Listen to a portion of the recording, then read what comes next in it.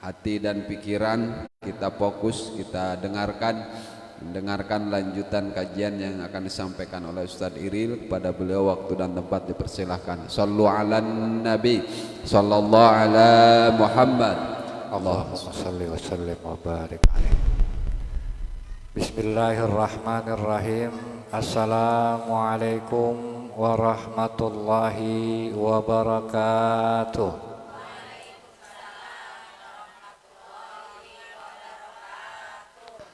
Alhamdulillahilladzi an'ama ni'matal iman wal islam wa ashhadu an la ilaha illallah wahdahu la syarikalah wa ashhadu anna Muhammadan abduhu wa rasuluh la nabiyya ba'dah. Allahumma salli wa sallim wa barik ala sayyidina Muhammadin wa ala alihi wa sahbihi ajma'in, amma ba'du.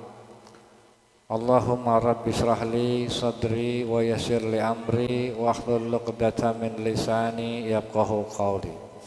Allahumma arinal haqqa haqqa warzuqna ittiba'ah wa arinal batila batila warzuqna ijtinabah. Alhamdulillah, puji beserta syukur marilah sama-sama kita panjatkan kehadirat Allah Subhanahu wa taala yang telah memberikan kepada kita nikmat sehat, yang dengan nikmat sehat kita masih bisa melangkahkan kaki, dan juga nikmat hidayah yang mana karena adanya petunjuk kaki kita mau diajak melangkah, dan juga nikmat pertolongan dari Allah yaitu nikmat taufik sehingga kita bisa hadir untuk sama-sama kembali melanjutkan pembahasan surah Al-Isra ayat ke-25. Dan begitu juga salawat beserta salam tidak lupa marilah kita limpah curahkan kepada Nabi kita Muhammad sallallahu alaihi wasallam. Para ibu yang saya hormati dan mudah-mudahan Allah memuliakan, di kelanjutan ayat yaitu di ayat Al-Isra ayat ke-25 Allah Subhanahu wa taala berfirman, A'udzu billahi minasyaitonir rajim. Rabbukum a'malu bima fi nufusikum in takunu salihina fa innahu kana lil awabina ghafura.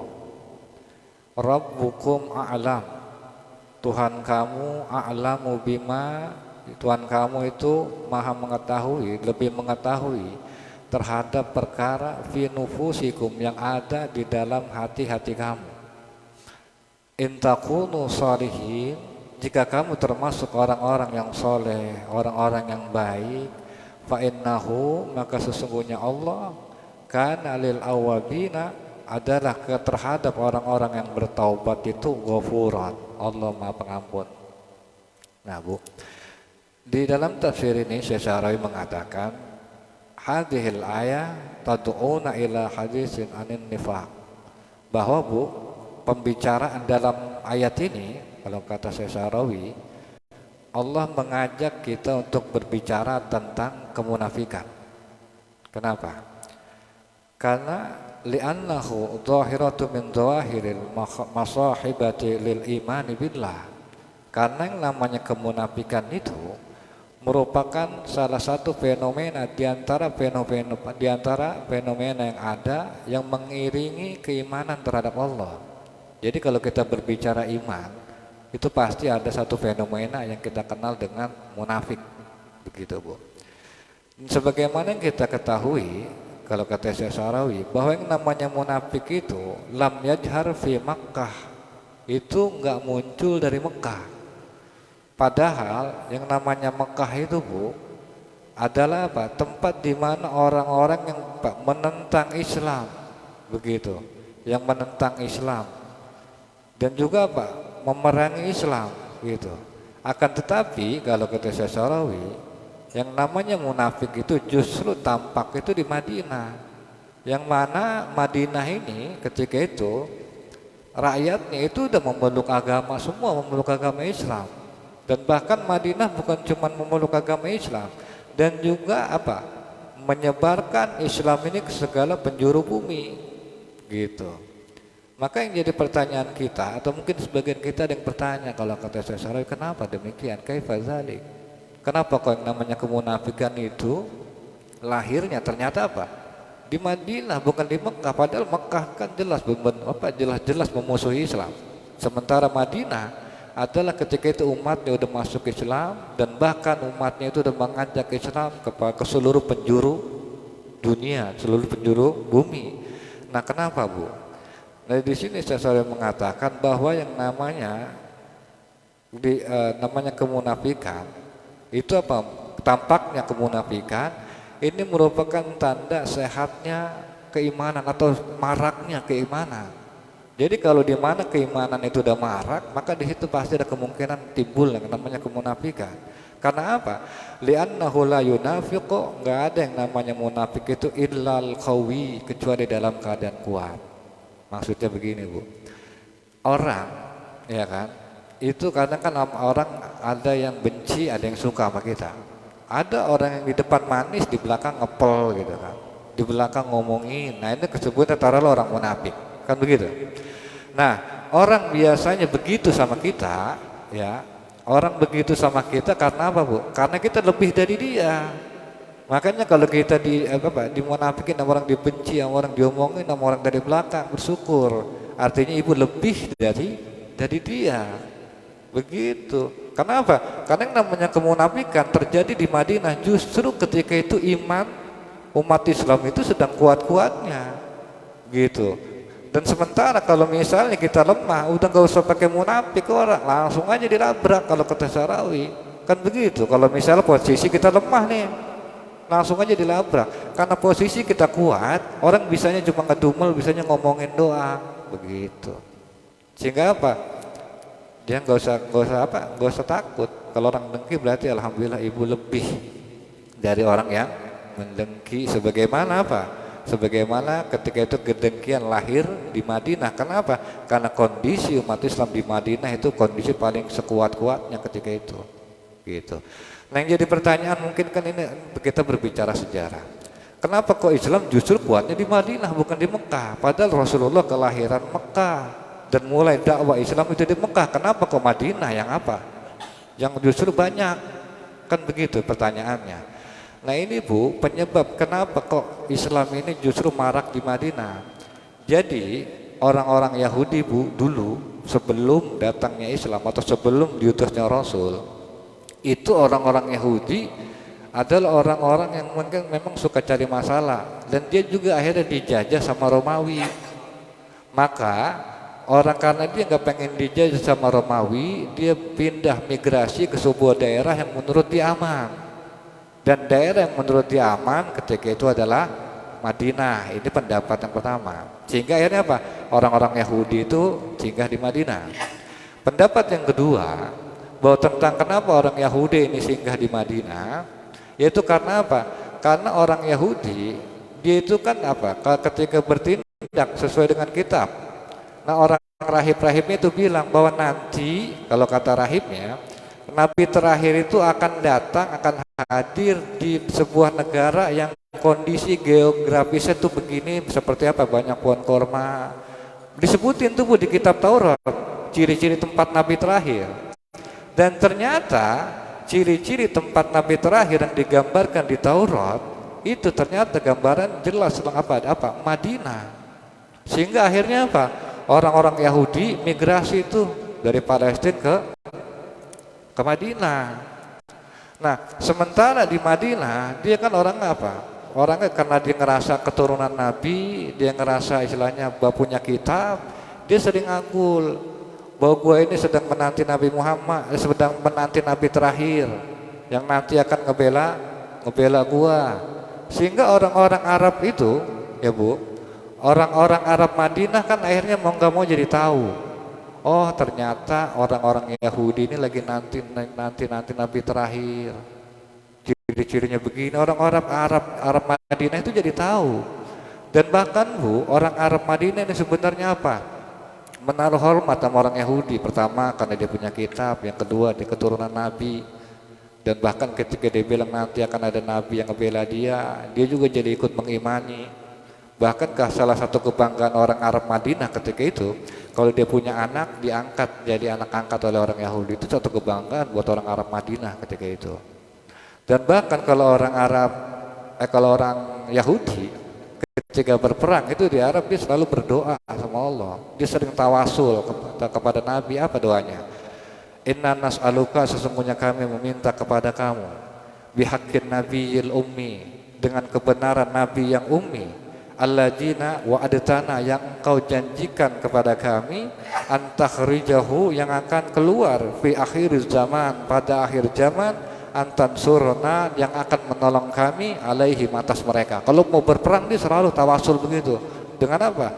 Dengan apa? Bihaqqin nabi, dengan apa? Dengan kebenaran Nabi. Makanya kan di kita istilah ada tawasul kepada Nabi itu bukan istilah yang nggak ada dasarnya. Karena orang-orang Yahudi dulu aja kalau mau berperang itu tawasul bihaqqin nabiyil ummi. Kalau di kita mungkin zaman sekarang ada sholawat, ya Rabbi bil Mustafa baligh maqasidana. Nah itu kan artinya apa? Itu tawasul. Ya Rabbi, ya wahai Tuhanku, bil Mustafa, dengan kebenaran Nabi terpilih yaitu Nabi Muhammad, baligh maqasidana, maka sampaikanlah maksud-maksud kami, waghfir lana, dan ampunilah bagi kami, waghfir lana ma mado, kan kita mampuni dosa-dosa kami terdahulu, ya wasial karami, wahai zat yang maha luas punya rahmat. Artinya ada dasar yang namanya tawasul. Nah, kembali lagi ke Yahudi. Yahudi, Bu, itu kan akhirnya apa? Orang Arab tahu, sehingga ketika dengar kabar bahwa ada nabi di Makkah, itu orang Madinah udah menunggu-nunggu, udah nanti-nanti. Waduh, ternyata benar kalau kata orang Yahudi, di dalam kitab mereka bahwa ada nabi terakhir. Nah, orang-orang Arab Madinah ketika itu juga senang. Makanya Nabi Muhammad ketika hijrah, ya kan? Ketika hijrah datang ke Mekah, ke Madinah, disambut, Tola al-badru alaina. Kan begitu. Itu sejarahnya begitu. Karena apa, Bu? Karena orang-orang Arab Madinah itu udah menyambut ya Nabi Muhammad Sallallahu Alaihi Wasallam. Makanya wajar kalau misalnya orang Arab Madinah itu lebih bisa nerima Nabi. Dasarnya apa, Bu? Orang Arab Madinah bisa nerima Nabi. Dasarnya karena orang Arab Madinah ini kan belajar dia mengetahui dari orang-orang Yahudi itu sendiri. Akhirnya apa? Hikmah daripada belajar itu seperti itu, kayak kita nih ngaji, ya kan? Tujuan kenapa kita ngaji? Biar kita bisa lebih gampang menerima yang namanya kebaikan. Seperti gampangnya orang-orang Madinah menerima Nabi Muhammad Sallallahu Alaihi Wasallam, begitu, Bu. Nah, akhirnya apa? Kan di sini jadi pertanyaan, kalau kata saya Sarawi, lakin lima dal haditsu an nifaqi wa nahnu bi sadadil hadits an ibadatillah wahdahu wa birrul walidain. Kenapa Allah ujug-ujug tahu-tahu berbicara tentang kemunafikan? Padahal kan sebelumnya ya, kita pembahasan sebelumnya, Allah berbicara tentang apa? Tentang ibadah kepada Allah, tentang birrul walidain, tentang berbakti kepada orang tua. Kenapa Allah tahu-tahu berbicara tentang kemunafikan? Nah, di sini Sesari mengatakan bahwa yang namanya kemunafikan itu, Bu, itu bukan cuma dalam masalah keimanan, bukan cuma dalam masalah beribadah. Dan juga kalau kata Sarawi, yakuna kadzalika fil birrul walidain, dan kemunafikan itu juga bisa terjadi ketika kita berbakti sama orang tua. Gitu. Artinya dalam masalah kita berbakti sama orang tua bisa jadi ada kemunafikan di dalam hati kita. Yaitu di mana? Yaitu di mana kita enggak apa? Ketika kita berbakti sama orang tua itu kita apa? Kita sum'ah, pengen didengar. Nih gua nih anak berbakti sama orang tua, apa aja yang orang tua gua pengen gua turutin, kan begitu. Dan juga wariaan. Dan kita berbakti sama orang tua ria. Wah, pokoknya ditampakin tuh seolah-olah kita ini berbakti sama orang tua di hadapan masyarakat. Tujuannya cuma pengen didengar, pengen dilihat. Nah, ini kan merupakan bentuk kemunafikan. Kalau kita berbakti sama orang tua hanya sekedar pengen didengar orang, pengen dilihat orang, begitu. Dan juga apa? Dan juga la ikhlasan lahuma. Dan juga kita nggak ada keikhlasan ketika ngurus keduanya. Dan juga kalau kita syarawi, kita cuma mengaku mengutamakan dia, peduli sama dia. Padahal kalau kata Allah, Rabbukum di kelanjutan ayat, ya kan? Di kelanjutan ayatnya, Rabbukum a'lamu bima fi nufusikum. Dan Tuhan kamu itu lebih mengetahui terhadap apa yang ada di dalam hati kamu. Walaupun kita ngaku kita anak soleh, walaupun kita ngaku kita itu berbakti sama orang tua, apa aja orang tua pengen kita turutin, tapi ternyata di balik itu semua kita cuma pengen didengar, pengen dilihat orang bahwa kita anak berbakti. Maka Allah bilang, Allah tahu apa yang ada di isi hati kamu, gitu. Karena ya terkadang begitu, ada orang yang dia ini ngerasa peduli, apa aja mau, emang bener apa yang keinginan orang tua diturutin, tapi ternyata ucapannya di balik itu semua momen bisanya bikin nangis orang tua, bikin sedih orang tua. Ada yang begitu. Ada juga orang yang ketika orang tua sakit, ya kan, ketika orang tua sakit diurusin, iya diurusin, cuman doanya sama Allah, ya Allah biar cepat mati, capek saya ngurusin, nggak salah begitu kan. Ada yang begitu. Kenapa? Itu karena kemunafikan, Bu, yang ada di dalam hatinya. Seolah-olah ikhlas, padahal di hatinya mau udah capek, kesel, pegel. Ada yang begitu, ada. Nah, jangan sampai kita ada munafik dalam dada kita seperti itu. Karena jujur, Bu, ya. Jujur ya.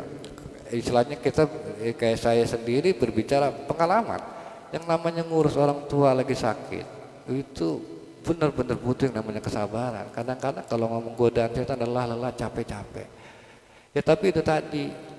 Padahal kalau kita mau jujur, kadang saya juga jujur, nyesel seumur hidup. Padahal masa-masa yang paling harus ibu nikmatin, yang paling ibu harus hayatin, itu justru ketika ibu ngurus orang tua lagi payah sepayah-payahnya dia punya jiwa. Justru yang paling ibu harus nikmatin. Kenapa, Bu? Justru ketika itu ibu ada berada di puncak, ibu punya kebaikan di hadapan Allah, di puncak ibu punya pahala. Kalau ibu sabar. Cuman terkadang itu tadi, ketika kita ngurus orang tua, kadang-kadang ada keselnya, minta yang kagak-kagak, tengah malam, misalnya macam-macam. Padahal justru ketika kondisi seperti itu adalah kondisi yang paling harus dinikmati, dihayatin. Begitu, Bu. Karena apa? Ya kan justru puncak kita berbakti sama orang tua yaitu tadi ketika orang tua sedang sepayah-payahnya. Nah terus di sini juga Allah katakan Rabbukum ai Rabbil abna wa Rabbul abawain. Di sini Allah katakan kan Tuhan kamu sekalian. Artinya bahwa Allah adalah Tuhan yang memelihara kamu, yang memelihara orang tua kamu, gitu. Yang merawat kamu, yang membimbing kamu.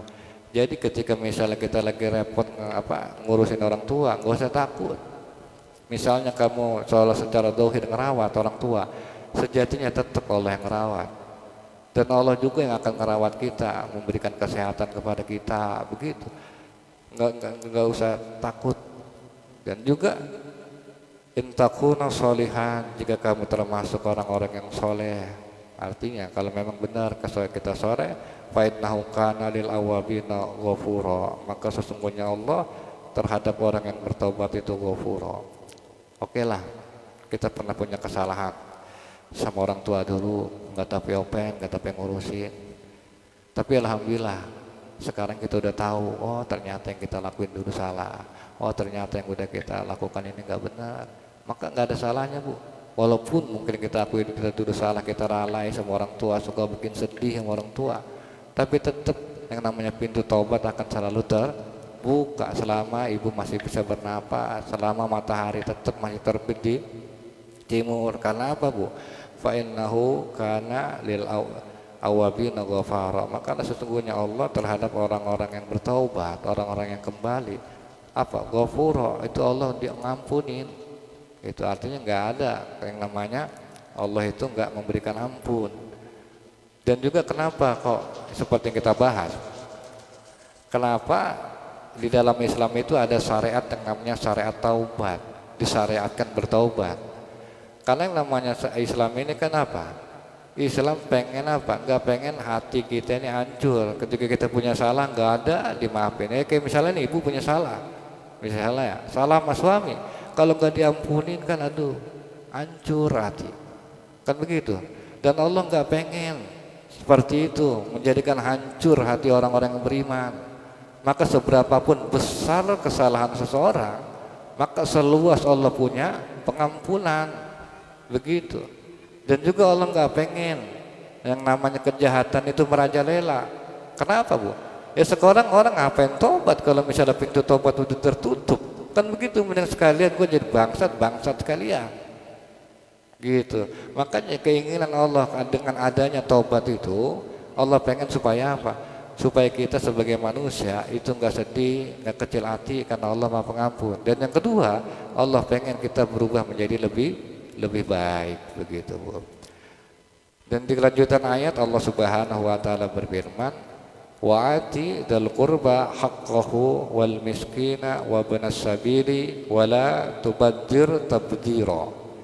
Dan berikanlah, kalau di sini saya mengatakan Allah Subhanahu wa taala berfirman, dan berikanlah dzal qurba kepada kerabat haqqahu haknya, wal miskinan dan kepada orang miskin, wa ibnas sabil dan kepada anak jalanan, wala tubadzir tabdzira, dan janganlah kalian itu menghambur-hamburkan harta secara boros. Nah, di dalam ayat ini Allah Subhanahu wa taala, Bu, menjelaskan kepada kita bahwa sesungguhnya kita ini diajarkan anhananna untuk apa? Untuk berbuat baik atau memiliki berbaik hati kepada orang, terutama terhadap orang tua dan juga terhadap kerabat, yaitu kerabat wa qarabati abihi wa qarabati ummi. Berbuat baik terhadap kerabatnya orang tua ibu maupun bapak. Nah, seperti saya bilang sebelumnya, ya kan, kalau misalnya cara berbakti kita sama orang tua itu apa? Ya harus berbuat baik sama kerabatnya bapak, kerabatnya emak. Kenapa? Karena salah satu bentuk perbuatan baik kita terhadap kedua kerabat tadi itu merupakan bentuk bakti.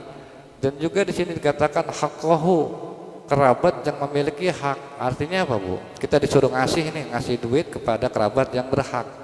Artinya kerabat kita, kerabat orang tua ini benar-benar susah, pantas kalau dikasih, gitu. Dan kalaupun misalnya ternyata kerabatnya orang tua kita ini lebih kaya dari kita, maka pemberian kita itu bukan pemberian hak, itu merupakan pemberian hadiah.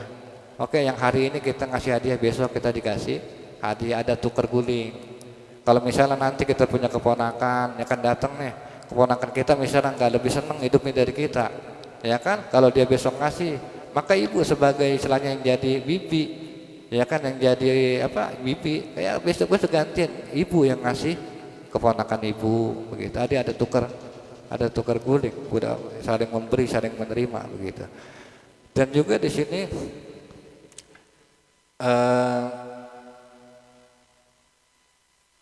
Allah Subhanahu wa taala juga mengatakan wal masakin, dan juga orang-orang miskin. Nah, di sini yang dimaksud orang miskin, Bu, itu orang, kalau kata seseorang, orang yang memiliki harta namun dia nggak cukup, itu orang miskin. Sementara fakir itu orang yang nggak memiliki apa-apa, udah lebih parah dari orang miskin, itu orang fakir. Nah, sementara Ibnu Sabil ini anak jalanan. Maksud anak jalanan ini begini, Bu, apabila nih ada seseorang yang dia ini di perjalanan nggak bisa nongkos, pengen pulang nggak bisa, pengen ngelanjutin perjalanan nggak bisa, dan dia ini butuh bantuan, maka kalau misalnya datang orang begini kepada ibu minta bantuan karena gak bisa nongkos, benar-benar payah, itu udah satu jadi kewajiban ibu. Kenapa? Karena dia boleh menuntut apa yang jadi hak dia kepada orang Islam. Ketika ada orang misalnya nih, orang gak bisa nongkos, dia minta duit sama ibu kasih, karena itu bentuk kewajiban. Dan juga apa, kalau kata Syarawi, dan juga nggak ada hak kita itu bertanya kepada dia, lu dari mana, mau kemana, nggak perlu. Karena itu akan menambah susah dia, akan menambah kehinaan buat dia. Ketika dia minta kasih, kalau memang dia Ibnu Sabil, orang yang gak bisa nongkos, walaupun misalnya Ibnu Sabil ini sejatinya orang kaya, misalnya orang kaya cuman dompetnya misalnya kecopetan, gitu. Nah, itu udah kewajiban sebagai seorang yang berislam, memberikan. Karena apa? Karena Ibnu Sabil ini berhak meminta kepada orang yang beriman, berhak dia meminta, begitu, Bu. Dan juga Di sini yang terakhir wala tubadzir tabdzira, jangan menghambur-hamburkan harta secara boros. Nah, jadi yang dimaksud tabdzir atau berlebih-lebihan, kalau kata Sarawi asal katanya ini kata bazar yang artinya menyebar benih. Dan yang namanya menyebar benih, Bu, kalau menyebar benih, kalau orang udah ahli ya kan, menyebar itu rata itu benih. Tapi kalau orang yang kurang ahli, ketika dia nyebar benih itu apa? Numpuk-numpuk. Yang seharusnya ada jarak antara benih satu benih yang lain, itu benih numpuk-numpuk. Nah, yang dimaksud numpuk-numpuk ini adalah sebentuk kemubajiran, percuma, kesia-siaan. Nah, jadi kita diminta oleh Allah jangan menghambur-hamburkan harta secara boros. Nah, maksudnya gimana, Bu? Jangan menghambur-hamburkan harta secara boros. Nah, saya sore menjelaskan bahwa yang dimaksud dari mubazir itu, Bu, jadi ketika kita memberi, ya kan, jangan berharap pujian. Mubazir, ibu udah capek-capek beramal, pengen dilihat, pengen didengar doang. Nah, itu boros, percuma. Ibu amal nggak dapat pahala di hadapan Allah, cuma sekadar pujian di dunia. Dan pengertian yang kedua, bahwa yang dimaksud mubazir di sini, jangan pernah merasa mubazir atau sia-sia karena udah nolong orang, karena udah berbagi sama orang. Misalnya kita nolong orang nih, tahu-tahu besok tuh orang ketemu melengos aja, kagak negor, kagak apa. Padahal kemarin gue bagi dia itu, nyesel gue bagi dia. Nah, itu jangan sampai mubazir, sia-sia amal ibu. Kalau misalnya kita begitu sama orang, begitu pun ke orang tua. Jangan kita sampai ada bahasa nyesel gue capek ngurusin orang tua, tahu-tahu bagian warisan gue cuma seuprit misalnya. Nah, jangan juga. Karena apa? Karena itu merupakan bentuk kemubajiran, itu merupakan tanda kalau kita enggak ikhlas itu. Dan juga yang dimaksud mubazir intinya kalau kata Sarawi, yaitu larangan membeli hal-hal yang kurang terlalu dibutuhkan. Kalau nggak perlu-perlu banget jangan. Terkadang kan yang namanya kita hidup sampai rela-relain ngutang untuk membeli hal-hal yang sebenarnya bukan kebutuhan hidup, tapi dia lebih kepada gaya hidup. Akhirnya apa? Karena kita terlalu terlalu boros, selalu membeli satu hal yang nggak penting sampai harus ngutang sono ngutang sini. Akhirnya apa? Ya jadi kesusahan, jadi sulit sendiri gitu. Jadi sulit yang akhirnya apa? Innal mubadzirina, di kelanjutannya atau di ayat yang terakhir kita akan ini, bentar Bu ya. Innal mubadzirina kanu ikhwana sayatin, karena sesungguhnya perbuatan mubadzir itu apa? Merupakan saudaranya setan. Wa kana syaitanu li rabbih kafura, dan setan terhadap Tuhan itu kufur. Nah, jadi Bu, perbuatan mubadzir kenapa dikatakan saudaranya setan? Apa sih Bu yang dimaksud saudara? Nah, saudara dalam Al-Quran itu ada dua. Ada saudara dalam pengertian ikatan darah, ada saudara dalam pengertian ikatan iman. Adapun yang dimaksud ikhwan di sini adalah yaitu orang yang memang memiliki satu pemikiran. Nah, kenapa kita diidentikan dengan setan? Ya karena perilaku mubazir itu perilaku setan, ya artinya namanya saudara kan mirip ya. Sampai dimirip-miripin sama setan, perilaku mubazir tadi. Yang tujuan akhir mubazir apa? Menjadikan kesengsaraan. Ya, seperti kita pada kelilit utang, udah kelilit utang ngutang sono ngutang sini, kagak dibayar sono kagak dibayar sini, berak di mana-mana. Dan kalian perlu Ibu ketahui Bu, hati-hati loh zaman sekarang Bu. Kalau misalnya kita nggak beres sama utang, cepet nyebarnya itu. Dari apa? WA, jangan dia, jangan pinjemin. Udah begini itu nyebar. Jangan kayak zaman dulu. Zaman sekarang udah lebih cepet. Sehingga apa? Kalau misalnya udah kemana-mana Ibu udah nggak kena nih, berarti Ibu udah apa tuh? Udah di blacklist sama masyarakat. Bisa jadi. Itu oleh sebab apa? Ya kesalahan Ibu sendiri. Sini berak, sono berak, ya kan? Akhirnya kemana-mana udah bingung, nggak ada tempat berak lagi, udah bau. Begitu. Itu yang perlu kita ketahui dan itu yang perlu kita hindari, begitu Bu. Mungkin itu saja, insya Allah nanti akan sedikit diulas oleh Ustaz Hamid kepada beliau. Silakan. Wassalamualaikum warahmatullahi wabarakatuh.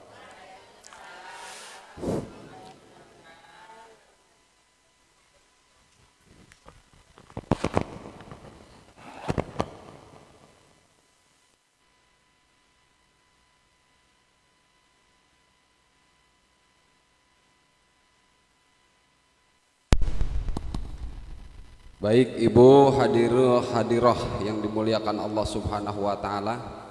Demikianlah lanjutan kajian tafsir Al-Quran surat Al-Isra ayat 25 dan 26.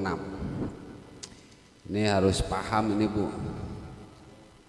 biar nanti pulang ada yang bisa kita pikirin, bisa kita praktekin dalam kehidupan. Jadi di ayat selanjutnya tadi udah dijelaskan oleh Ustadz Iril bahwa Allah itu menjelaskan tentang bagaimana caranya ibadah, kan begitu. Kemudian sampai kepada puncak ibadah yang begitu berat, yaitu berbakti kepada orang tua, di mana orang tua kita ini sudah tidak berdaya lagi. Itu kan kemarin diperintahkan begitu. Kemudian setelah selesai ayat itu, Allah menjelaskan tentang keadaan jiwa. Kalau bahasa kita kan hati ya, jiwa. Makanya tadi saya itu di awal di muqaddimah menjelaskan, kita ini harus tahu siapa yang namanya manusia ini. Jadi yang punya beban taklif untuk beribadah itu adalah nufus, jiwa. Karena yang akan kembali mempertanggungjawabkan kehidupan kita nanti itu jiwa, Bu. Kalau badan kita ini bukan manusia kan. Jadi ini yang pada duduk di sini nih, nanti itu ini nggak ada tampang di surga. Surga ini nggak butuh gini-gini ya. Udah diusir dari surga kalau yang begini-begini ini. Karena apa? Ngeribedin. Lah kalau di sini ada ke surga repot, harus ada restoran di sono kan, harus ada pasar ya enggak? Iya. Kalau yang begini-begini nanti jadi hancur, pulang lagi ke asalnya yaitu tanah. Jadi yang harus ibadah itu adalah jiwa.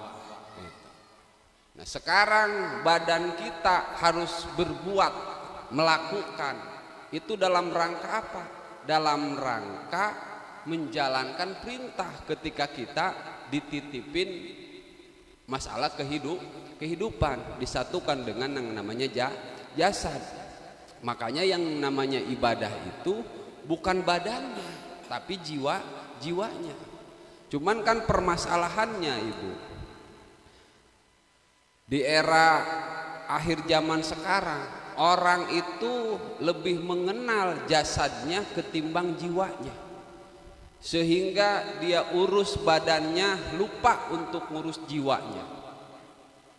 Ya kan? Coba ada enggak gitu sekarang itu orang yang cari tahu untuk ngobatin hatinya biar bagus, ya kan? Biar hatinya enggak kesrek, biar enggak dengki, enggak apa kan? Jarang. Tapi kalau misalnya ada obat yang bikin muka glowing, bikin apa sampai dicari, padahal itu semua akan rusak dan itu sudah tidak akan bermanfaat untuk kehidupan setelah masuk ke alam barzah, karena itu nanti akan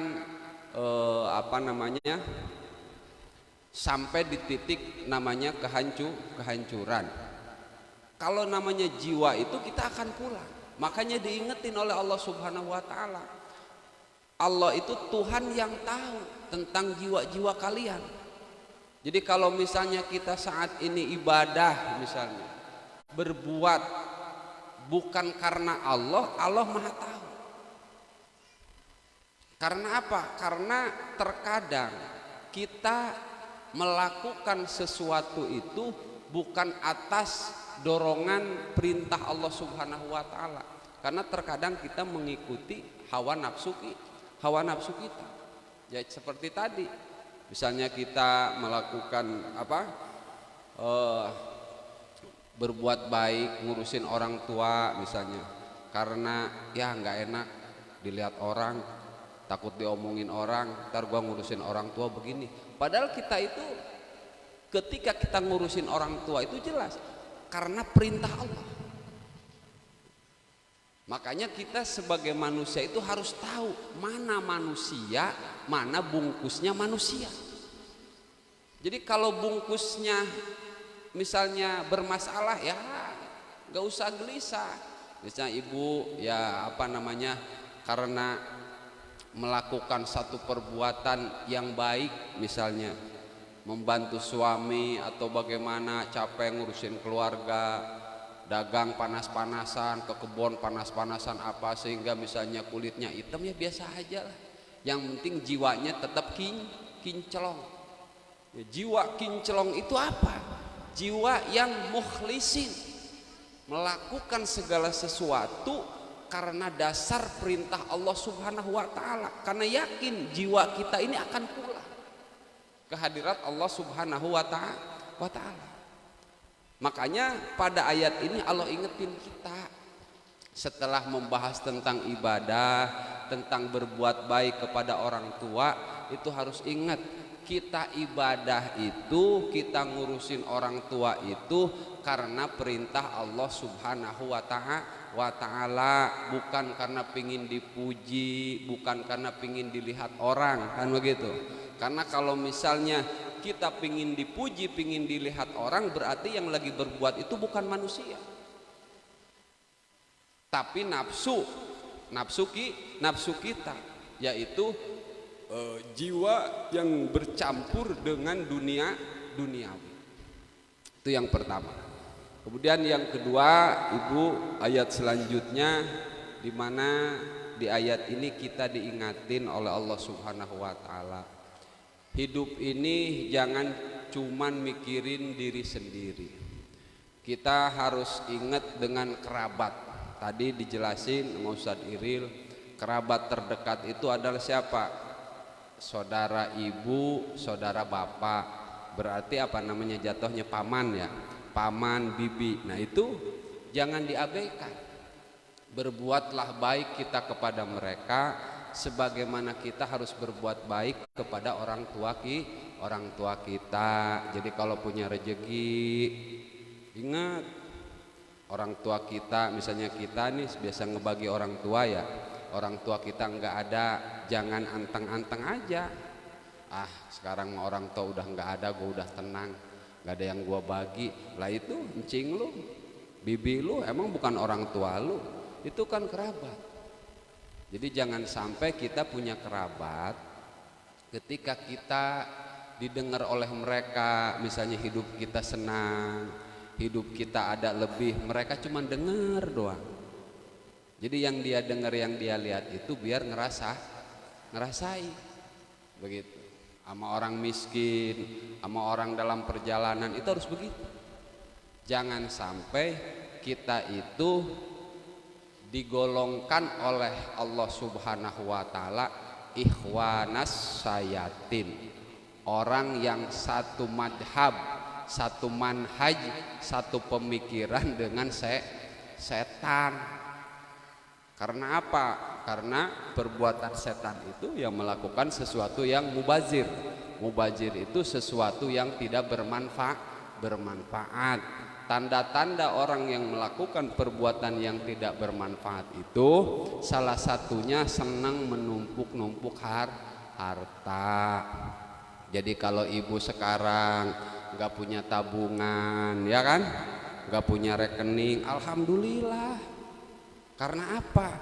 Nggak bakal termasuk golongan temannya setan. Ini yang ribet kan, yang duitnya banyak, ditumpuk ini, ya kan.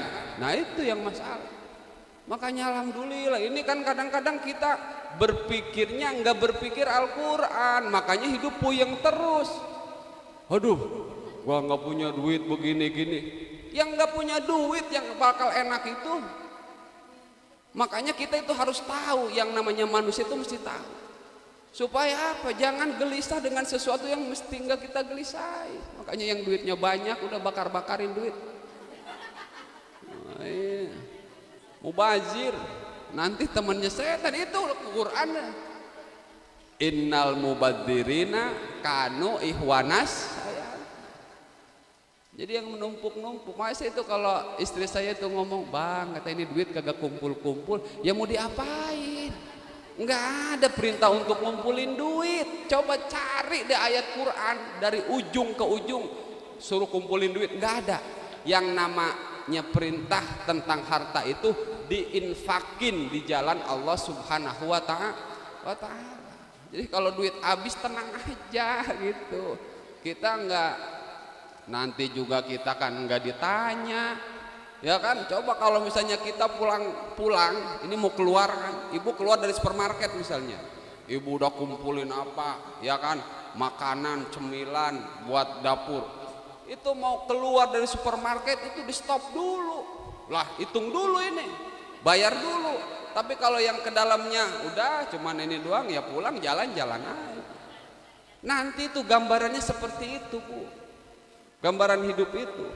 Makanya kalau kita dikasih yang pas itu alhamdulillah. Ini ibu juga kadang-kadang kalau berdoa tentang barokah nih,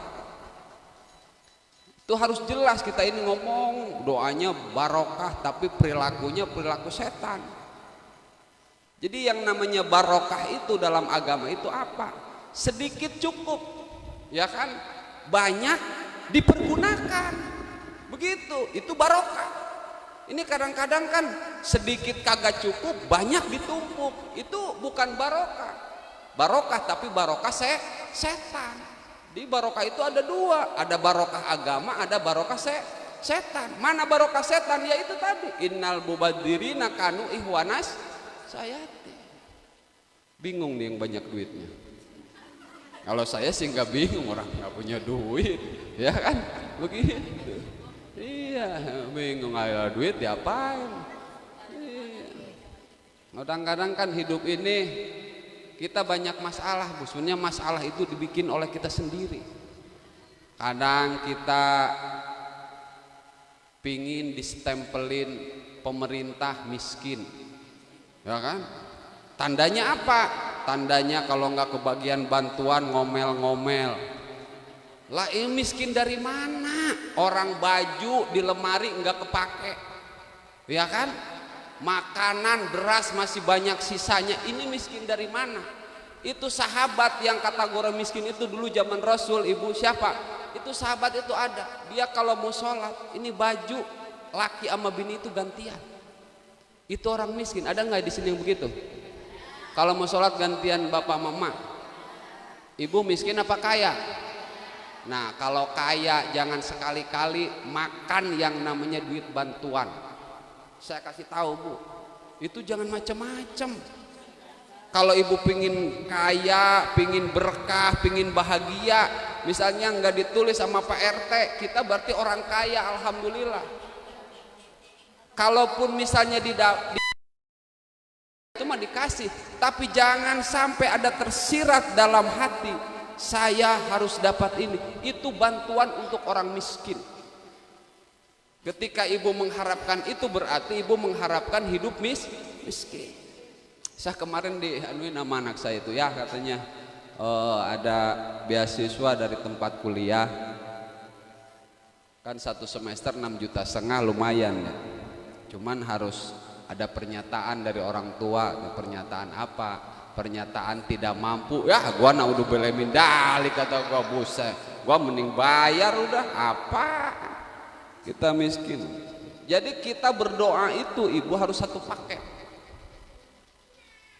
Pikiran, harapan, ya kan, ucapan, perbuatan itu harus satu paket. Ketika ya Allah anugerahkan kepada saya rezeki yang melimpahkan, misalnya jadikan saya orang kaya, lalu mintanya miskin, harapannya ya kan sama RT pingin ditulis miskin.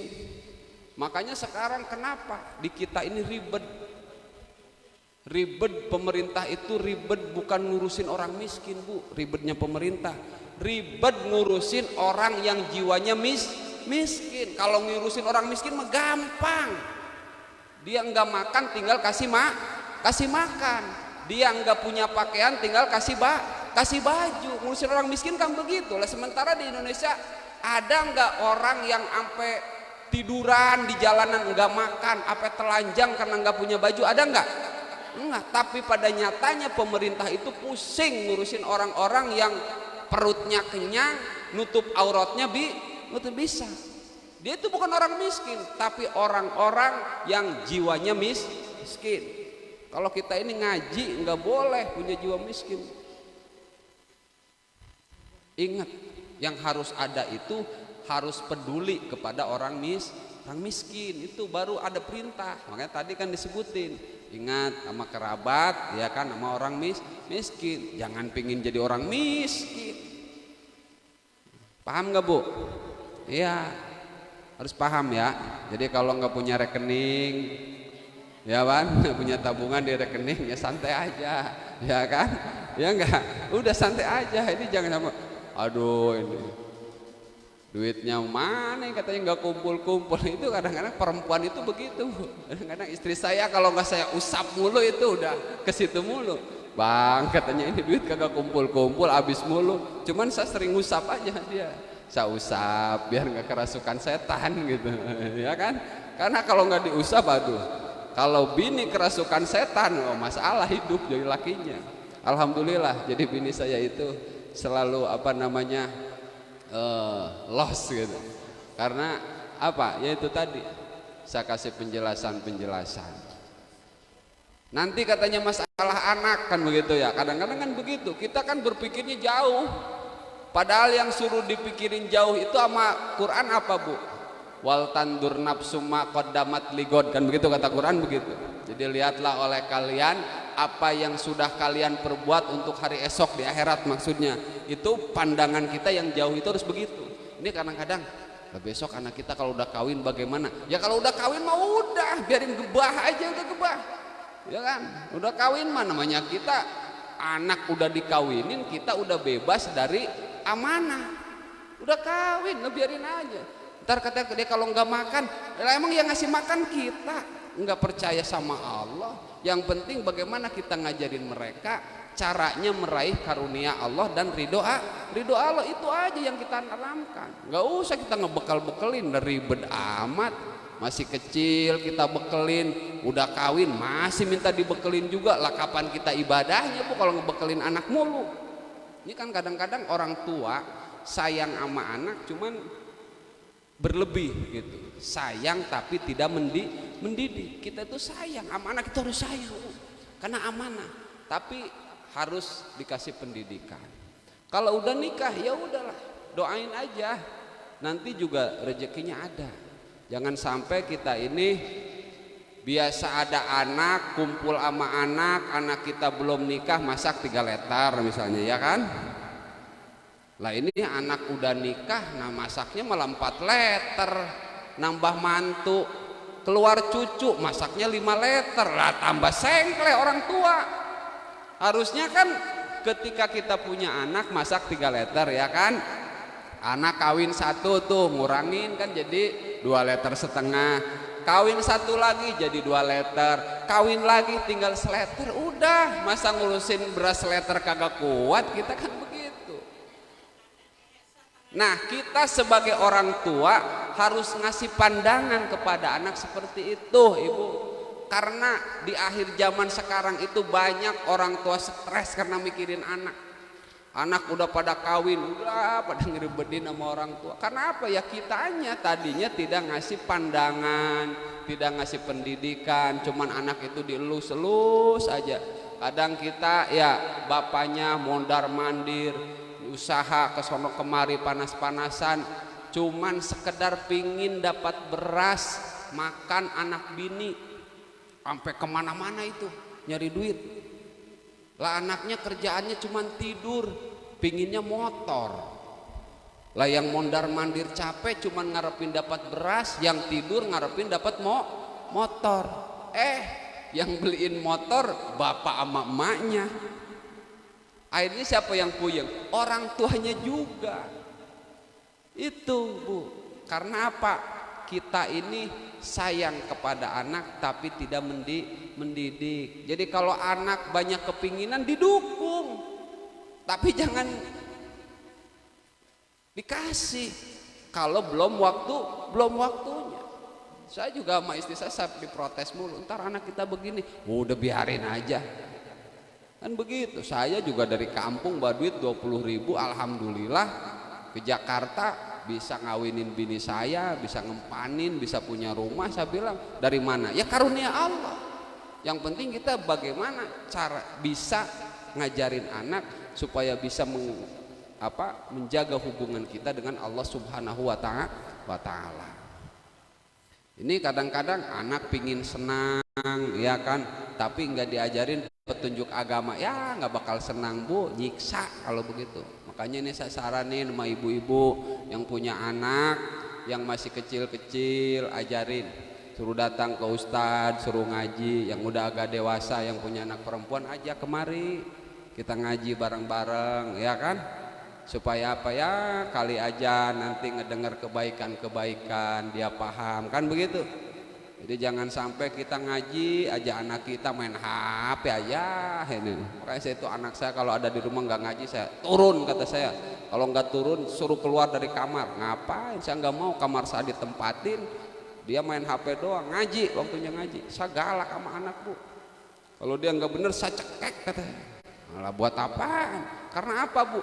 Ketika anak itu masih belum nikah, ada dalam genggaman saya, ibarat kayak domba diangon, ya kan. Kalau domba diangon, kalau makan kebun orang lah yang digedik yang punya, ya kan. Kita punya anak nih, kalau kenapa-napa dia anak kita salah, yang digedik siapa? Ya kita.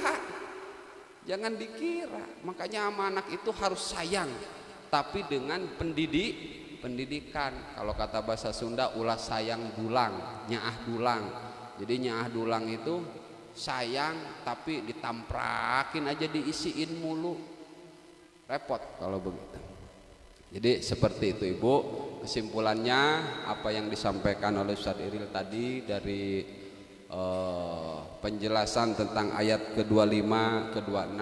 Yang pertama, kita bersihkan hati kita, ikhlaskan hati kita dalam beribadah, karena Allah itu maha tahu tentang keadaan jiwa kita. Kemudian yang kedua Bu, kelewat tadi, ketika Allah menyatakan dalam ayat ini bahwa Allah itu maha tahu tentang jiwa-jiwa kalian, kita itu nyaman Bu sebenarnya hidup punya Tuhan seperti Allah yang sekarang kita sembah ini.